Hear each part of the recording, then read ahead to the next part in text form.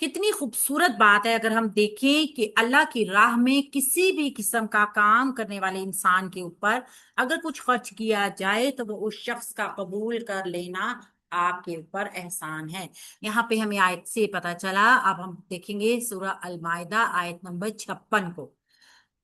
ومن اور جو یتولا وہ دوست بنائے گا اللہ اللہ تعالیٰ کو، ورسولہ اور اس کے رسول کو، والذین اور ان لوگوں کو جو آمنو جو ایمان لائے ہیں، فإنا تو یقیناً حزب اللہ اللہ تعالیٰ کی جماعت ہے، ہم وہی سب الغالبون وہ سب غالب آنے والے ہیں۔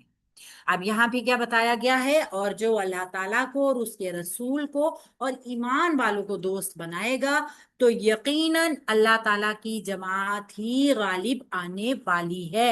حزب اللہ اللہ کی جماعت، یہ میری میم کی گروپ کا نام ہے، مجھے بہت زیادہ پسند ہے۔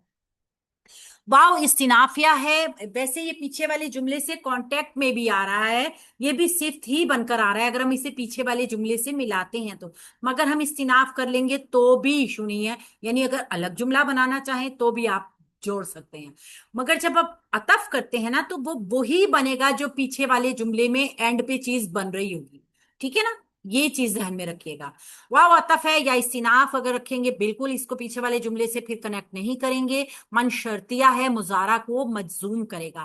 یتولا وہ دوست بنائے گا، فعل مضارع واحد مذکر غائب کا صیغہ، واو لام یا اس کا روٹ ورڈ ہے، وہ ولی سے یہ نکلا ہے۔ ولی کہتے ہیں دوست کو، اپنے ہم غم گسار کو، ہمدرد کو۔ واو لام یا میں آپ دیکھ رہے ہیں یا متکلم موجود نہیں ہے جو روٹ ورڈ میں تھی، کیونکہ وہ مجزوم ہو گئی، حروف علت تھی، ڈراپ ہو گئی، ٹھیک ہے؟ اور یہ باب مزید فی سے آیا ہوا ہے، ہوا کہ ضمیر اس کا فاعل موجود ہے، فعل با فاعل، اللہ اس کا مفعول آ گیا، پہلا مفعول، و رسولہ اور اس کا رسول بھی، واو عطف کے زار رسولہ بھی مفعول وہی بن جائے گا کیونکہ یہ مرکب اضافی ہے، اور واو عطف سے اب یہ مرکب عطفی بن گئے ہیں، تو اللہ و رسولہ، دیکھیے پیچھے والے جملے میں اللہ و رسولہ تھی، یہ ایک زبر اور ایک پیش عربی زبان میں پورے کے پورے معنی بدل دیتی ہے۔ پہلے کیا تھا؟ اللہ بھی وہ کام کر رہا ہے اور اس کا رسول بھی وہ کام کر رہا ہے، لیکن اب یہاں پہ کیا ہے؟ اللہ اور اس کا رسول خود کام نہیں کر رہے بلکہ جو دوست ان کو بنا رہا ہے، یہاں پہ یہ مفعول آ رہے ہیں۔ تیسرا مفعول آئے گا واو عطف کے ذریعے جڑے گا، اللہ دینا موصول صلہ کی شکل میں، اللہ دینا اسم موصول ہے، معرفہ مبنی جمع مذکر، صلہ بنائیں گے آمنو فعل ماضی جمع مذکر غائب، حمزہ میم نون روٹ ورڈ، باب سین سے آیا، ہم کی ضمیر اس کا فاعل آ گیا، یہاں تک یہ موصول اور صلہ دونوں مل کے مفعول بن گیا واو عطف کی وجہ سے، ٹھیک ہے؟ تو یہاں تک بن گیا جملہ شرطیہ۔ من شرطیہ پہلے مبتدا بنا تھا، پورا جملہ شرطیہ اس کی خبر بن جائے گا، اور شرط یہاں تک تھی، آگے جواب شرط یا جملہ جزا شروع ہوگا، فَإِنَّا فا جواب شرط، ان حرف ناصبہ مشبہ بالفعل اپنا اسم اور اپنی خبر بنائے گا، انا کا اسم منصوب، حزب اللہ مرکب اضافی کا یہ پیٹرن انا کی کا اسم ہوگا، ٹھیک ہے؟ حزب گروہ، جماعت، بہت زیادہ لوگوں کی تعداد جب ایک گروہ بن جاتی ہے نا تو یہ اسم جمع کہلاتی ہے، حزب، ٹھیک ہے؟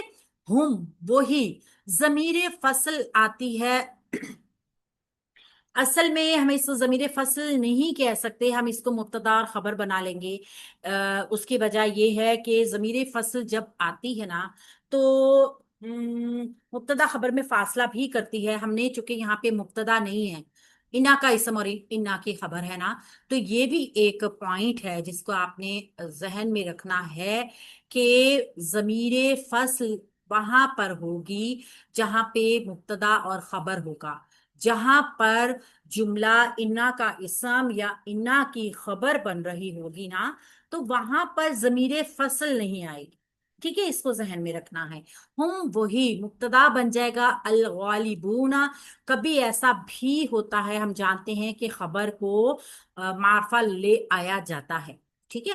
یہ خبر ہے غائن لام با اسم الفاعل کا صیغہ ہے، مرفوع اعراب ہے اس کا۔ یہ مبتدا اور خبر کا پیٹرن جو ہے مرکبے سوری مبتدا اور خبر جملہ اسمیہ خبریہ بنیں گے۔ اب یہ پورا جملہ اسمیہ خبریہ جو ہے نا، یہ خبرو انا بن جائے گا۔ اس طریقے سے انا اپنے اسم اور اپنی خبر کے ساتھ مل کے جملہ اسمیہ خبریہ ہو جائیں گے اور جواب شرط بن جائیں گے۔ اب شرط اور جواب شرط مل کر جملہ شرطیہ انشائیہ بنیں گے، اور یہ جملہ شرطیہ جو ہوگا من مبتدا کے لیے خبر ہوگا۔ اس طریقے سے من مبتدا اپنی خبر کے ساتھ مل کر جملہ اسمیہ شرطیہ ہو جائے گا، ٹھیک ہے؟ اور واؤ استناف رکھیں گے تو واؤ استنافیہ ہو جائے گا۔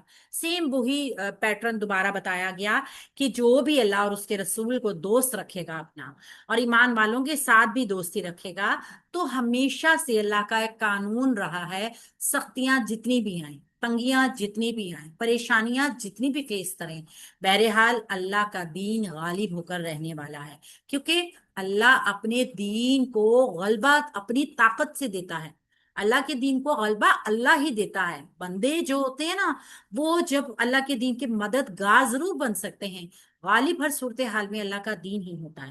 ہم یہاں یہ بھی سمجھ سکتے ہیں کہ یہاں پہ ایک فقرہ محذوف بھی کہا جا سکتا ہے، وہ یہ ہے کہ جو بھی اللہ کے دین میں شامل ہو جائے گا یا اللہ کی پارٹی میں شامل ہو جائے گا، تو اس نے پہلے کچھ شرائط پوری کرنی ہے۔ تو یہ تمام وہ معیارات بتائے گئے ہیں کہ جن کے اوپر پورا رکھ گئی، جیسے اللہ تعالیٰ کے وعدے پہ ایمان رکھنا ہے، یہ بھی ایک ایمان کا تقاضا ہے کہ اللہ کا دین غالب ہو کر رہے گا، اس کے اوپر ہر ایک اہل ایمان کا ایمان ہونا ضروری ہے، تبھی تو وہ اپنے آپ کو ایمان کے مطلب اس میں اپنے آپ کو ایمان کی کیٹیگری میں رکھتا ہے نا، کہ میں ایمان والا ہوں۔ اس کو یہ چیز ذہن میں پختہ کرنی